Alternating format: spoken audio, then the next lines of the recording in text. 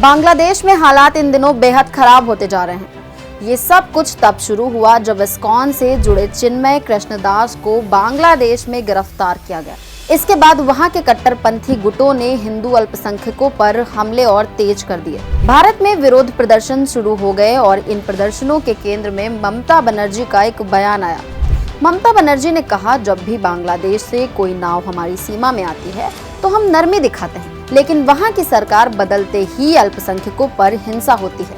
प्रधानमंत्री नरेंद्र मोदी को ये मामला संयुक्त राष्ट्र में उठाना चाहिए और वहां शांति सेना भेजने की मांग करनी चाहिए। वहीं कांग्रेस के तिरुवनंतपुरम से सांसद शशि थरूर ने ममता बनर्जी को जवाब देते हुए कहा कि शायद उन्हें यूएन शांति सेना के बारे में पता नहीं है। शशि थरूर का कहना सही भी है, क्योंकि ममता बनर्जी की मांग में कमी है।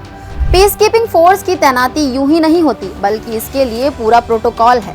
दरअसल जब भी सदस्यों देशों में आपस में अंदरूनी तनाव होता है तो संयुक्त राष्ट्र वहां अपनी शांति सेना भेजता है। इस सेना की नींव साल 1948 में रखी गई थी, जिसका मकसद इजराइल और अरब देशों में शांति लाना था। बाद के समय में इसका दायरा बढ़ता चला गया। फिलहाल इसमें 120 से ज्यादा देशों के सैनिक तैनात हैं, जिनमें भारतीय लोग भी हैं। लेकिन आपको जानकर हैरानी होगी कि ये शांति सेना युद्ध नहीं लड़ती है।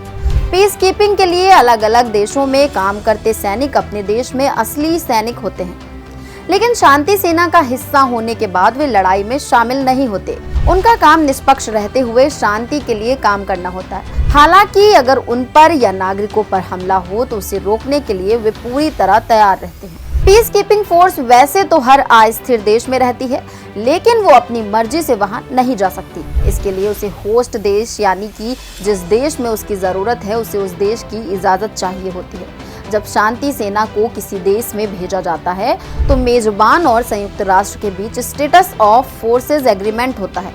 इसमें शांति सैनिकों की कानूनी स्थिति, उनकी जिम्मेदारी, उन्हें कितनी छूट रहेगी, ये सब तय होता है। अगर किसी भी समय मेजबान देश को लगे कि शांति सेना उसके देश में हस्तक्षेप कर रही है तो यूएन को फोर्स वापस बुलानी पड़ती है। ताजा मामले में केवल बांग्लादेश के चाहने पर ही सेना उनके यहाँ जा सकेगी, ना कि पड़ोसी देशों के दखल पर। अब भारत की बात करें तो भारत संयुक्त राष्ट्र शांति मिशन से 24 अक्टूबर 1945 से जुड़ा हुआ है। भारत को 2025 से 2026 के लिए संयुक्त राष्ट्र शांति स्थापना आयोग यानी United Nations peace building commission यानी पीबीसी के सदस्य के रूप में फिर से चुना गया है। पीबीसी में 31 सदस्य देश हैं, जो संयुक्त राष्ट्र महासभा, सुरक्षा परिषद और आर्थिक व सामाजिक परिषद से चुने जाते हैं। संयुक्त राष्ट्र प्रणाली में शीर्ष वित्तीय योगदान देने वाले देश और शीर्ष सैन्य योगदान देने वाले देश भी इसके सदस्य हैं। भारत ने अब तक ऐसे शांति अभियानों में लगभग 2,75,000 सैनिकों का योगदान दिया है।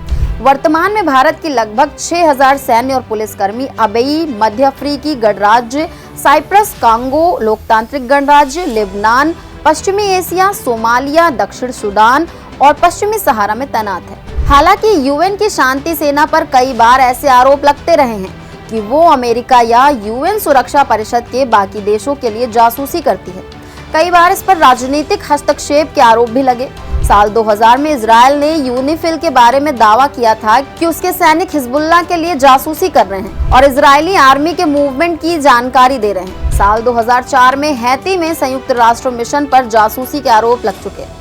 कांगो में तैनात शांति सैनिकों पर यौन शोषण और दुर्व्यवहार जैसे गंभीर आरोप तक लग चुके हैं। कई सैनिकों ने वहां की महिलाओं और बच्चों का शोषण किया। हल्ला मचने पर यूएन ने स्वीकार किया कि कुछ शांति सैनिकों ने अपने अधिकारों का गलत इस्तेमाल किया है। अगर आपको ये वीडियो पसंद आया हो तो इसे लाइक और शेयर करें और हमारे चैनल को सब्सक्राइब करें। धन्यवाद।